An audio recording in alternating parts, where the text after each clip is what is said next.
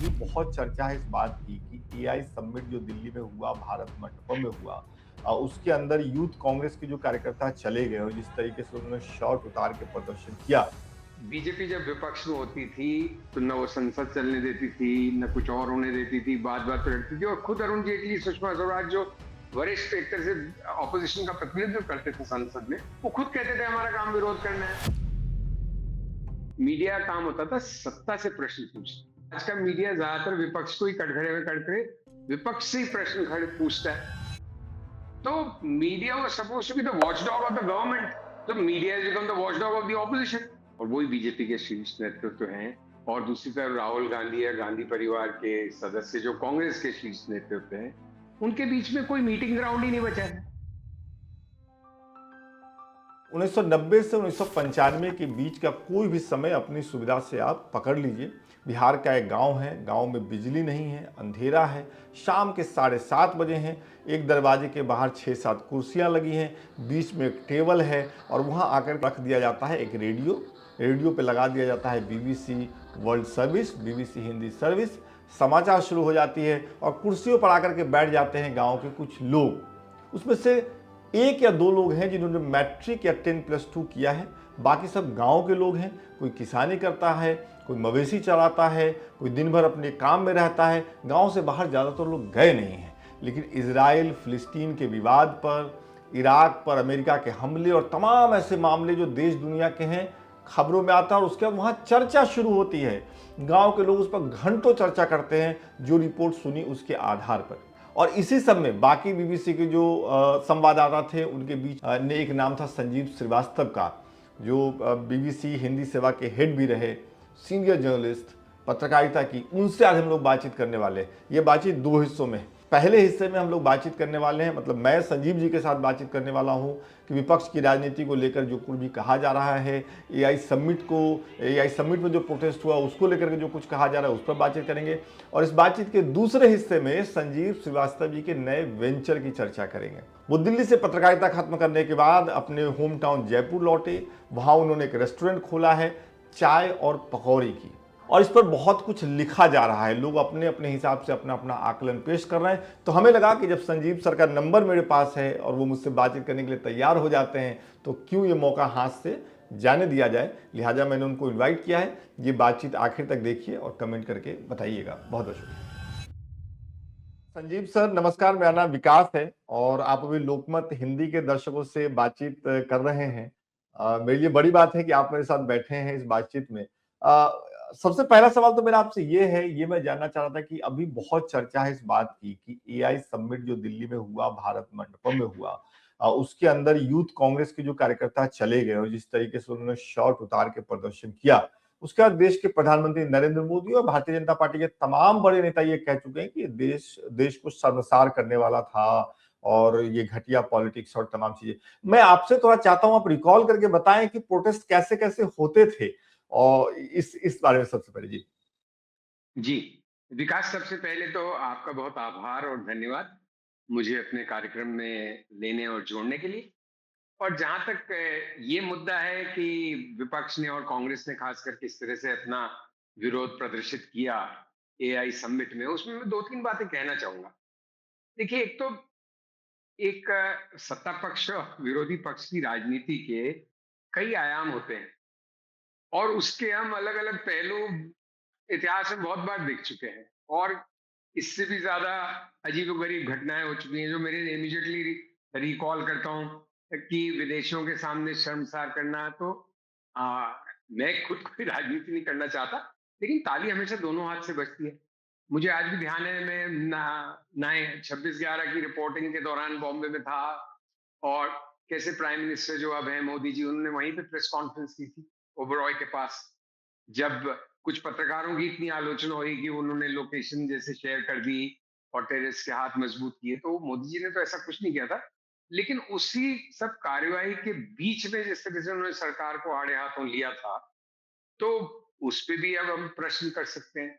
या जैसे लगातार बीजेपी राहुल गांधी पे आरोप लगाती है कि वो विदेश जाते हैं तो भारत के का सम्मान कम करते हैं या खिलाफ बोलते हैं। मुझे लगता है राहुल गांधी ज्यादातर लोकतंत्र किस तरह से एक खतरे में है, उसके बारे में अपनी आवाज उठाते हैं। और चूंकि उनका थोड़ा एक्सप्रेशन पे कई बार कंट्रोल नहीं लगता नहीं रहता, उस वजह से कई बार वो सीमा लक्ष्मण रेखा पार कर जाते हैं, तो वो लगने लगता है भारत के खिलाफ बोल रहे हैं। लेकिन उस तर्ज पे भी या उसी कड़ी में खुद प्राइम मिनिस्टर मोदी जी बाहर जाके बोल चुके हैं कि जो पिछले 60 साल में हुआ कुछ नहीं हुआ था भारत में, या सब बड़े एक नकारात्मक उसमें रहते थे और नेगेटिविटी थी। तो वो भी बातें कोई भारत का सम्मान बढ़ाने की नहीं है। तो असल में इन सबके मूड की बात है। कभी प्राइम मिनिस्टर अपने सारे प्रीवियस प्राइम मिनिस्टर्स को क्रेडिट देते हैं देश जहां आज है, लेकिन ज्यादातर सबकी आलोचना करते हैं। तो ये सब किस्से हैं, लेकिन इन सब बातों के बावजूद मुझे लगता है जो आपका प्रश्न का दूसरा भाग था कि क्या विपक्ष को कुछ हासिल हुआ। एक तो व्यक्तिगत रूप से मुझे लगता है कि थोड़ा फुअरता थी उसमें। मतलब अगर कोई और तरीके से भी प्रदर्शन अपना विरोध प्रदर्शित कर सकते थे बिना शर्ट उतारे हुए, है ना? कोई और उससे बेहतर संजीदा, कुछ ज्यादा डिसेंट तरीके से अपना विरोध दिखा सकते थे। उससे कोई पर्पस सर्व नहीं होता। और उल्टा आप बीजेपी के हाथों में खेल गए। जो उनकी एआई समिट की जो कुछ भी कमियां थी उस पे ध्यान केंद्रित कराने की बजाय आपने सत्ता पक्ष को ये मौका दे दिया कि आप विपक्ष को ही आड़े हाथों ले रहे हो कि भी आपने तो भारत की जैसे नाक कटवाई और सर झुकवाया और इस तरह की फुहरता दिखाई। मोदी जी कह रहे हैं जो पार्टी खुद नंगी है वो नंगी राजनीति कर रही है। तो ये सब बोलने का उनको एक अवसर दिया है। और वो तो कई बार बिना अवसर लिए भी बोल देते हैं इस तरह की बातें। लेकिन तो कोई पर्पस सर्व नहीं हुआ। अगर विरोध पक्ष को अपना, कांग्रेस को अपना विरोध दर्ज कराना था, जनता के मन में ये बात बैठानी थी, उसकी बजाय हुआ ये कि जनता के मन में, ज्यादातर आम लोगों के मन में ये राय बनी कि भाई ये मंच इस तरह के प्रदर्शन के लिए नहीं था और उससे भारत को, भारत की छवि, भारत की जो इमेज है या पूरा जो पर्पस था एआई समिट का, वो धूमिल हुआ, वो मुहिम कमजोर पड़ी और ये देश हित में नहीं हुआ। तो ये बीजेपी की मैसेजिंग की भी शक्ति है और कांग्रेस की जिस तरह की मैसेजिंग ऑपोजिशन की होनी चाहिए उसकी विफलता भी है। तो हासिल कुछ नहीं हुआ और बुराई और हाथ लग गई, आलोचनाओं के कटघरे में आ गए।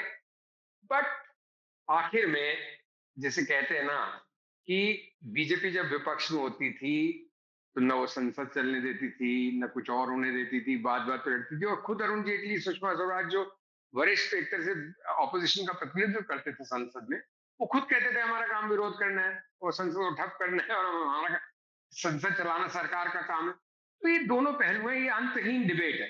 बट निचोड़ कि विपक्ष ने कोई पॉइंट स्कोर नहीं करे इस तरह से प्रदर्शन करके, उल्टा अपने कुछ नंबर कटवाए ही मेरी समझ में। ओके। एक एक अगला सवाल मेरा ये है कि आज की तारीख में विपक्ष के ज्यादातर नेताओं की एक शिकायत रहती है सजीव सर, जब भी आप उनसे बात करिए शिकायत ये रहती है कि पत्रकार हम ही से सवाल करते हैं, हम ही को कटघरे में खड़ा करते हैं, हम ही से सवाल किए जाते हैं, सत्ता पक्ष से नहीं किए जाते। जबकि मुझे एक बात और लगती है कि विपक्ष के कई नेता ना वो बउआ की तरह भी इस्तेमाल करते हैं कि मतलब उनको हमेशा प्राइज करते रहिए, उनकी तारीफ करते रहिए, उनके कदम की। तो ये क्या है, मतलब थोड़ा कैसे, मतलब पहले जब आप लोग करते थे तब विपक्ष के साथ पत्रकारों का क्या रिश्ता होता था, सत्ता पक्ष के साथ क्या होता था, थोड़ा अगर थोड़े से में आप बताना चाहें। देखिए, मुझे जहां तक ध्यान पड़ता है और जो मेरा अनुभव है और जिस तरह से मैंने काम किया, हमारी तो बेसिक ट्रेनिंग ये थी और एक समझ भी ये थी भाई, पत्रकार या मीडिया किस लिए होता है। पत्रकार या मीडिया अंडरडॉग के साथ खड़ा होता है, कमजोर के साथ खड़ा होता है, जो आ, जिसके पास रिलेटिवली लेस शक्ति दिखनी है उसके साथ खड़ा होता है, उसका प्रतिनिधित्व करता है। और इसी उसमें हमेशा मीडिया का काम होता था सत्ता से प्रश्न पूछना। अब ये बिल्कुल सही बात है कि आज का मीडिया ज्यादातर विपक्ष को ही कटघरे में करके विपक्ष से ही प्रश्न खड़े पूछता है। हो सकता है उसमें से कुछ प्रश्न जायज हो, लेकिन मैं उसको जायज तब मानूं जब आप कभी कदार भूले भटके तो सत्ता पक्ष से भी प्रश्न करो। सत्ता से तो प्रश्न नहीं होते। तो media was suppose to be the watch dog of the government, तो media is become the watch dog of the opposition. तो ये तो मीडिया की भूमिका ही नहीं थी। तो वो जो दूसरा पहलू है आपके प्रश्न का कि वो बहुत ही ये चाहते हैं कि हमें बड़ा मतलब संवार के रखिए और हमको थोड़ी ज्यादा इज्जत बख्शिए या थोड़ा सहला के रखिए, ठीक है, वो हो सकती है गलत बात। लेकिन बुनियादी प्रश्न ये है कि मीडिया और विपक्ष का ज्यादा चोली दामन का साथ होता है अमूमन। वो बिल्कुल सर के बल खड़ा हो गया है किस्सा। अब तो सत्ता पक्ष मीडिया का साथ दिखता है और विपक्ष जैसे हमेशा सवालों का जवाब देते रहे, भाई सरकार कोई और चला रहा है और सवाल सारे विपक्ष से पूछे जा रहे हैं। तो ये भी थोड़ी सी अटपटी सी बात लगती है। बट इतनी सारी अटपटी बातें हो रही हैं उस कड़ी में, ये भी ठीक है। अब ये तो नया नया भारत है। ठीक है, एक एक इस टॉपिक पे, ये जो राजनीतिक घटनाक्रम है, उस पे एक आखिरी सवाल मेरा फिर मुझे आपसे बात करनी है, जिस वजह से सोशल मीडिया पे आपको लेकर के बहुत जी सारी बातें हो रही है, उस पर चलेंगे। जी जी एक जी आखिरी सवाल मेरा ये कि मुझे एक या दो कुछ उदाहरण अगर आप याद करके बताइए, जैसे अभी हम देख रहे हैं कि पिछले 10 एक साल से, चाहे वो संसद भवन के अंदर या संसद भवन के बाहर, एक युद्ध जैसी स्थिति रहती है। मतलब जो संसद की कार्यवाही चलती है, तब ऐसा लगता है कि पता नहीं संसद भवन परिसर में क्या हो जाएगा, मकर द्वार पे क्या हो जाएगा, कहाँ क्या होगा। क्योंकि पहले जब आपको सुना करते थे बीबीसी रेडियो में रिपोर्टिंग करते हुए, और मैं अपने गांव में होता था, तब ऐसा लगता नहीं था। और आप लोगों ने बार बार ये बता करके समझा दिया था कि यार देखो, ये राजनीतिक विरोध होता है, इनका आपस में मनमुटाव नहीं होता है। और ये हम गांव में समझ गए थे, हम जैसे लोग। तो अब ये क्या बदल गया है, क्यों इस तरह की तनातनी देखने को मिलती है, और लगता है कि ये व्यक्तिगत दुश्मनी हो गई है? देखिए, जो भी हो रहा है बहुत दुर्भाग्यपूर्ण है विकास। और इसमें कोई शक नहीं है कि व्यक्तिगत दुश्मनी, शत्रुता का जैसा ही भाव दिखता है। अगर प्राइम मिनिस्टर को, और वही बीजेपी के शीर्ष नेतृत्व हैं, और दूसरी तरफ राहुल गांधी या गांधी परिवार के सदस्य जो कांग्रेस के शीर्ष नेतृत्व हैं, चाहे हमें अच्छा लगे या नहीं, उनके बीच में कोई मीटिंग ग्राउंड ही नहीं बचा है। उनके बीच में कोई संवाद ही नहीं है। उनके बीच में भाव बिल्कुल सत्ता पक्ष और विपक्ष का नहीं है।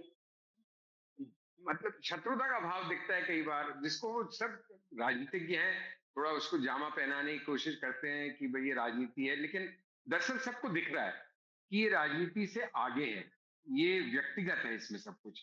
और वो बहुत अनफॉर्चुनेट है, और ऐसा पहले कभी नहीं होता था। पहले अल्टीमेटली शाम को या संसद सत्र समापन के बाद, चाहे अंदर कितनी भी तीखी बहस हुई हो, साथ में हंसते बोलते हुए लोग निकलते थे। और उसका श्रेय आपको कांग्रेस को देना पड़ेगा, क्योंकि कांग्रेसियों में 10 अवगुण थे, लेकिन बुनियादी रूप से उनकी एक थोड़ी सी ये सहन करने की क्षमता कहीं ज्यादा थी। चाहे वो अपने कामों में अपने क्या कहें, मतलब अपने भ्रष्टाचार में ही चाहे सही इतने व्यस्त रहते थे कि वो इन सब चीजों पर इतना ध्यान नहीं देते थे कि विपक्ष वालों को सारी टाइम निपटाने में या अलग करने में खड़े रहे, भाई ठीक है, ये भी इनका काम है, इनको करने दो। तो ऐसी ऐसा भाव इस तरह का नहीं दिखता था। और थोड़ी बहुत गलती राहुल गांधी की भी है। वो भी बहुत ज्यादा व्यक्तिगत उन्होंने सब चीज कर दी है। जैसे वो, भाई मुझे प्रॉब्लम इस बात की लगती है कि मोदी जी अगर 10 निर्णय ले रहे हैं, तो अगर आप मोदी विरोधी भी हैं, तो कोई दो चार बातें तो उसमें सही होंगी, एक तो सही होगी। तो या तो सावन के अंदर वो सब हरा ही हरा नजर आता है, या तो सारी चीजें सही है या सारी चीजें गलत है। तो ये बहुत एक एक ये मीडिया का भी एक अलग सी भूमिका, आलोचकों की भी, क्रिटिक्स की भी, ऑब्जर्वर्स की भी, ये बिल्कुल आप इस टीम में या उस टीम में, ये एक बड़ा इशू है, जो आज की मीडिया को कहीं ना कहीं उसके साथ रूबरू होना है। और अपने आप को कहीं बीच के मध्यम मार्ग पे नहीं लाएं, लेकिन फिर भी थोड़ा बहुत तो संतुलन बनाएं। क्योंकि बिल्कुल एक तरफा होके अगर आप चल रहे हैं, और दोनों पक्षों से, जो मोदी विरोधी लॉबी के मीडिया है, जो ज्यादातर स्वतंत्र पत्रकार हैं, यूट्यूबर्स वगैरह हैं, अपने सोशल मीडिया पे सक्रिय हैं, वो भी बिल्कुल ही एक तरफा होते हैं। उनको कुछ भी सही नहीं लगता। और दूसरी तरफ का तो खैर भगवान ही मालिक है। मतलब वो तो रोज ही शाम को प्राइम टाइम पे एक ही किस्सा कि कैसे विपक्ष को आड़े हाथों लो। तो ये हिंदू अच्छा मुस्लिम नहीं है अभी। और हिंदू मुस्लिम के बीच में कहाँ क्या हो गया, कैसे हो गया, ये बातचीत का जरा ज्यादा वो बड़ा केंद्र रहता है। वो उस लार्जर स्ट्रैटेजी का, ये एक जो नीति है कि भाई ये पॉलिटिक्स का हिस्सा है, विच इज अनफॉर्चुनेट। तो अब मुझे ये बताइए कि मैं आपके नए वेंचर पे आ रहा हूं, और यहीं से जंप लेते आ रहा हूं कि ये जो बदलाव हुआ मीडिया से लेकर के राजनीति तक में, जो एक बदलाव जिसकी हमने चर्चा की, क्या ये एक वजह है कि संजीव श्रीवास्तव जी, जिन्होंने इंडियन एक्सप्रेस से पत्रकारिता शुरू की, अगर मैं गलत नहीं हूं, बीबीसी हिंदी में पहले स्ट्रिंगर बने, फिर बीबीसी हिंदी सेवा के प्रमुख रहे, और हम जैसे कितने ही लोग आपको सुन के और आपके और बाकी साथियों को सुन करके इस पेशे में आए, जो इस पेशे में नहीं है वो भी आपको याद करते रहते हैं। आपकी बात बीबीसी के साथ कौन भूल सकता है। रेडियो पर कुछ मिनट में जी। लाल किशन आडवाणी से लेकर के और तमाम बड़े-बड़े लोगों से बातचीत करना और उनके मनपसंद एक गाना भी बजाना, एक लाइन। तो क्या ये जो बदलाव है हम जिसकी हम चर्चा कर रहे हैं, वो एक वजह है जिसकी वजह से संजीव श्रीवास्तव जी ने कहा कि यार बहुत हुआ दिल्ली-विल्ली, अब चलो जयपुर चलते हैं और अब बढ़िया जो एक मन कर रहा है वो काम करते हैं और एक रेस्टोरेंट शुरू करते हैं। क्या वजह है आपके दिल्ली से जयपुर जाकर के और ये शुरू करने की? बताइए। देखिए, सबसे पहले तो विकास, जो आपने मेरे बारे में अच्छी बातें कही, और बड़ा पता नहीं मैं इस लायक हूँ कि नहीं, लेकिन उसके लिए आभार, बहुत धन्यवाद। और मैं तो सच बताऊँ, और इसमें कोई झूठी विनम्रता नहीं, मैं मेरा काम ईमानदारी से करने का प्रयास करता था। कभी अच्छा हो जाता था, कभी कम अच्छा हो जाता था, वो सब और उस प्रोग्राम का नाम था बीबीसी एक मुलाकात, जिसमें हम इंटरव्यूज करते थे, और भी कई इस तरह के विषय। लेकिन ये जो मेरा, आप वेंचर कह रहे हैं कि एडवेंचर है कि अ, अ, देखिए, अगेन ये बातें बोलना थोड़ा सा अजीब लगता है, लेकिन चूंकि अब ये बात सोशल मीडिया पे इतनी ज्यादा चल रही है कि लोग इसकी तह में जाने की कोशिश कर रहे हैं कि साहब मैंने ऐसा क्यों किया है, क्या मैं पत्रकारिता से उब गया हूँ, क्या मैं बिल्कुल साइडलाइन हो गया हूँ, क्या मैं कहीं अपनी जगह नहीं पाता हूँ, क्या ये किसी किस्म की कुंठा है, या जैसे कोई कह रहा है जमीर बेचने से अच्छा है कचौड़ी बेचे या कुछ, या कोई सांत्वना दे रहा है कि देखिए इतने अच्छे पत्रकार की आज ये स्थिति होगी, मतलब जो, और कई लोग, बहुत बड़ी संख्या में, इनसे कहीं ज्यादा संख्या में, जो लोग ये कह रहे हैं कि भाई बहुत मैंने अच्छी पत्रकारिता की और बड़ा अच्छा मैं वो पत्रकार था और संपादक था। तो सबसे पहले तो मैं उन लोगों को साधुवाद देना चाहता हूँ, उन लोगों को थैंक यू करना चाहता हूँ, और बिल्कुल मन से ये कहना चाहता हूँ कि भाई जो भी संपादक होता है, ही और शी इज एज गुड और बैड एज हिज टीम। मैं बहुत ही फॉर्चुनेट रहा कि मुझे हमेशा बहुत अच्छे साथियों के साथ काम करने का मौका मिला। मैंने मेरे वरिष्ठ जनों से बहुत अच्छा सीख मिली मुझे, उन्होंने मुझे सही गाइड किया, और बहुत कुछ उसमें अपॉर्चुनिटी की और डेस्टिनी की भी बातें होती हैं, जिसको मैं मानता हूँ कि भाई मेरी वो पारी अच्छी निकली। लेकिन मेरा कतई पत्रकारिता की, जो मैं आज की पत्रकारिता की जो ढर रहा है उसकी आलोचना कर रहा हूँ, वो एक बात है। लेकिन मेरा पत्रकारिता से, मीडिया से मोह भंग हो गया, ऐसा तो कतई नहीं है। भाई मैं 40 साल से यही करता रहा हूँ, और अभी भी आपके पहले 3 सवाल उसी संदर्भ में थे, और शायद आगे भी करता रहूंगा जब तक मेरी बुद्धि इस लायक रहेगी। हाँ, तो मैं पत्रकारिता को आज भी अपना फर्स्ट लव मानता हूँ। वही काम मैं बेहतर ढंग से कर सकता हूँ। ये जो सामान मेरी दुकान पे या रेस्टोरेंट में जो भी बन रहा है, वो तो मैं नहीं बना रहा।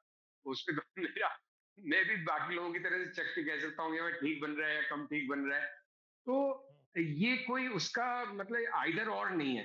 एक तो मेरी जर्नलिज्म से इस तरह की कोई शिकायत नहीं है, वो एक क्रिटिक की तरह मैं बोल रहा हूँ, लेकिन मैं ना हताश हूं ना निराश हूं, ना मैं किसी पत्रकारिता से ऐसा हो गया है कि अब मेरा मन हट गया है, और न ही ये काम मैं इसलिए कर रहा हूँ कि कोई मुझे अ, कोई मैं इससे कोई ऐसी आमदनी का साधन बना लूंगा भगवान की दया से, वहां भी सब कुछ ठीक है। और ये इस काम से कुछ ऐसा हो भी नहीं जाएगा कि ऐसा कुछ हो जाएगा जीवन की तरह। ये बस मुझे शौक था, और मेरे कॉलेज के दिनों से शौक था। अभी थोड़ा समय काल ऐसा था कि मैं भी थोड़ी फुर्सत में था, उतना व्यस्त नहीं था, मौका भी था, दस्तूर भी था। मैंने सोचा चलो भाई मन की हसरत निकाल लेते हैं। सारी हसरतें तो कभी निकलेंगी नहीं, कहीं तो हमारे साथ ऊपर जाएंगी। जो छोटी मोटी निकाल सके वो निकाल लें, तो मैं तो सिर्फ शौक पूरा कर रहा हूँ।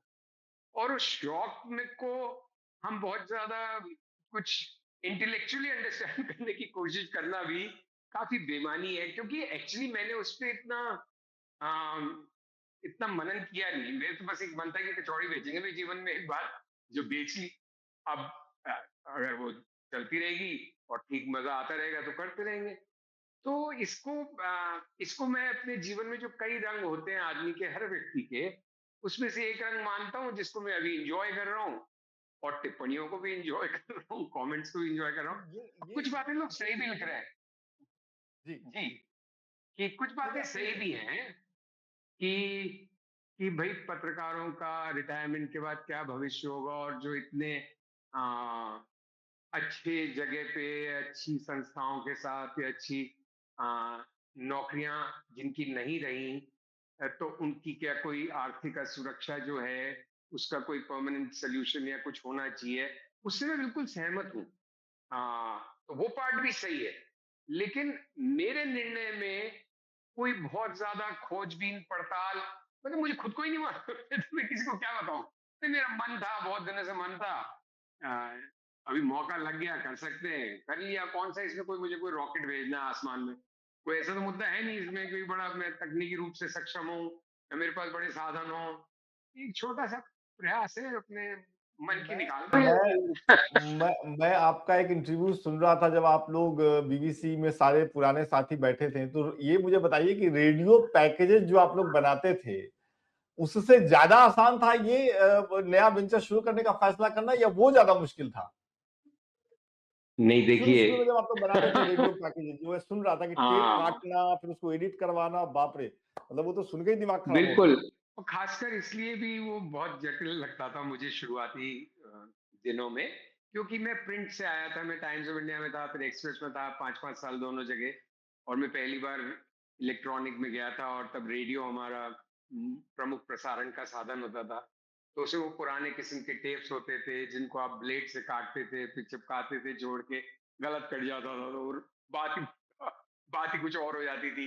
तो वो, लेकिन एक बार सीखने के बाद देखिए, मैंने पूरे जीवन विकास में बहुत, एक्चुअली मैं बहुत ही ग्रेटफुल और थैंकफुल हूँ जिस तरह से मेरा जीवन, जिसने भी निर्धारित किया, भगवान ने, डेस्टिनी ने, अपॉर्चुनिटीज ने, साथियों ने। मतलब मेरे, मुझे कभी भी नहीं लगा मैं काम कर रहा हूँ। मेरी पूरी जिंदगी जैसे खेल में ही निकल गई है। और अभी ये भी उस एक खेल का ही अंग है, जो ये मेरा नया एडवेंचर है कि वेंचर है कि मिस स्टेप है कि सही स्टेप है, मालूम पड़ जाएगा थोड़े दिनों में। लेकिन इसके पीछे कोई बहुत कोई मतलब कोई इसमें कोई रहस्य का पुट नहीं है जरा सा भी, या कोई बहुत मनन का। तो अब ठीक है, एक जीवन है, जो जो कर सको, और जो मन है, और जो मन की इच्छा पूरी हो सकती है। हमें सोचो कोई मैं बड़ी भारी भरकम बैनर या मुगले आजम जैसी फिल्म बनाने का मन करूं, मैं नहीं बना पाऊंगा ना। मेरे पास उससे तो जो छोटी छोटी हसरतें हैं, जिनको कर सकते हैं पूरा, वो जीवन तो जा रहा है, तो उसको निकाल लें। यही प्रयास है, और कुछ भी मुद्दा नहीं है इसमें। तो मुझे उम्मीद है कि इस बातचीत के बाद जब ये वीडियो जाएगा तो बाकी जो साथी चर्चा कर रहे हैं उनको और उनकी जिज्ञासाओं को हम शांत कर पाएंगे। एक आखिरी सवाल मेरा आपसे ये है कि जब अमूमन लोग पत्रकारिता करते हैं, सालों तक दिल्ली में रहते हैं, नेताओं के इर्द गिर्द रहते हैं, पार्लियामेंट जाना आना होता है, लुटियन जोन आपका उठना बैठना होता है, उसको छोड़ना बहुत से लोगों के लिए मुश्किल होता है। मुझे लगता है ये सवाल इसलिए लोगों के ज्यादा उठ रहे हैं। उसके बाद लोग किताब लिखते हैं, फिर कहीं किसी संस्था में चले जाते हैं, विदेश चले जाते हैं, बाकी संस्थानों में चले जाते हैं। और आप चूंकि जयपुर लौट के गए और वहां कुछ कर रहे हैं, तो मुझे लगता है कि एक वर्ग ये भी है जिसको लग रहा है कि ये कैसे हो सकता है। तो कुछ तो प्लानिंग की ही होगी आपने। विनम्रता में आप कह रहे हैं कि आपने बिल्कुल नहीं की। नहीं नहीं विकास, देखो जयपुर में, मैं जयपुर का लड़का हूँ। मैं जयपुर में पैदा बड़ा हुआ, Jaipur is my home town. मैं जीवन में जहां भी रहा, मेरे मेरे दिमाग में इस बारे में कभी भी कंफ्यूजन नहीं था कि मैं घूम फिर के घर आऊंगा, जयपुर आऊंगा। मैं मैं बड़ा हूँ। और मैंने जब जयपुर छोड़ा था तो कोई मैं बच्चा नहीं था, कोई बहुत मेरी कच्ची उम्र नहीं थी। मैं 34 साल की उम्र में शायद मैंने जयपुर छोड़ा था, तो मैं पूरी तरह से पक चुका था। जयपुर में रसा बस बस चुका था मेरे अंदर। तो मैं कहीं भी रहा, मुझे मन में रहता था कि मेरा घर जयपुर है, ये मेरे सब अस्थायी ठिकाने हैं। और जहां तक ये इन सब की बातें, बड़े लोगों के साथ उठना बैठना, और ये तथाकथित ग्लैमर, या तो मैं, मुझे बहुत अवसर मिले, मैंने सब कुछ किया। भारत के मतलब पूरे दक्षिण एशिया के सभी राष्ट्राध्यक्षों, प्रधानमंत्रियों, खिलाड़ियों, सिनेमा वाले, जो उद्योगपति, मतलब हर तरह के लोग से बात करने का, उठने बैठने का मौका मिला। लेकिन मुझे दो बातों में बहुत क्लैरिटी रही कि एक तो वो मेरे संबंधी थे, कोई मेरी उनसे निजी वो नहीं थी। मैं एक अच्छी संस्था का प्रतिनिधित्व था, वो उस संस्था को सम्मान दे रहे थे, इसलिए मेरा भी स्वागत कर लेते थे, मुझे भी एंट्री मिलती थी। मैं तो मैंने कभी भी ये नहीं समझा कि इसमें कोई ये कोई मेरी काबिलियत की वजह से हो रहा है ना। आप जिस बैनर को रिप्रेजेंट कर रहे हैं, और जब तक आप बहुत निपट मूर्ख नहीं हो, थोड़े आप तमीजदार हो, सलीके से बात करने वालों, तो आपको उस तरह का सम्मान मिल जाता है। उसमें मेरा कुछ नहीं था। तो मेरे पास ना ज़्यादातर जो मैंने इंटरव्यूज़ करे उनमें 90% लोगों के साथ मेरी कोई फ़ोटो नहीं है मेरे पास। क्योंकि मेरे दिमाग में नहीं आई कभी। ना मेरे पास उनके ना मैंने कभी उनसे बाद में कोई बड़ी संपर्क नहीं कोई इसकी मेरा काम था इंटरव्यू करना, इंटरव्यू का वो अपने दुनिया में, मैं अपनी दुनिया में, मैं तो एक प्रोफ़ेशनल था। ये ज़रूर आनंद आता था मुझे भी, अच्छे बड़े लोगों से बात करके समझ के मेरी सीख और ज्ञान बढ़ता था। सवाल पूछना, गप लगाने का मुझे शुरू से शौक है, जैसे आपके साथ भी लगा रहा हूँ अभी। तो मैं जी। बातचीत को पूरी तरह से लुत्फ़ लेता था, आनंद लेता था उसका। लेकिन ऐसा कुछ नहीं था कि वो मेरा कोई रियल लाइफ़ थी। और मैं अभी नहीं आया हूँ, मैं 2020 कोविड के फर्स्ट लॉकडाउन के दौरान जयपुर आ गया था। मेरे घर में कुछ ऐसी स्थिति थी, मेरे ब्रदर इन लॉ बहुत बीमार थे, we lost him also in 2020। और फिर लॉकडाउन रहा तो बच्चे भी यहाँ से ही काम करते रहे। लॉकडाउन जब उठा तो मेरी मदर बहुत 90 साल के ऊपर हो चुकी हैं, तो वापस दिल्ली में जाएँ, फ्लैट में जाएँ, उनको सीढ़ी उतरने चढ़ने और कोई कारण नहीं था, मैं भी कोई रेगुलर जॉब में तो था नहीं 2015 से। तो फिर अपना घर था, रह गए और वो बाकी चीज़ें, लोगों से बातचीत और इस तरह के कार्यक्रम सब जयपुर से भी वैसे ही उतनी आराम से हो जाते हैं।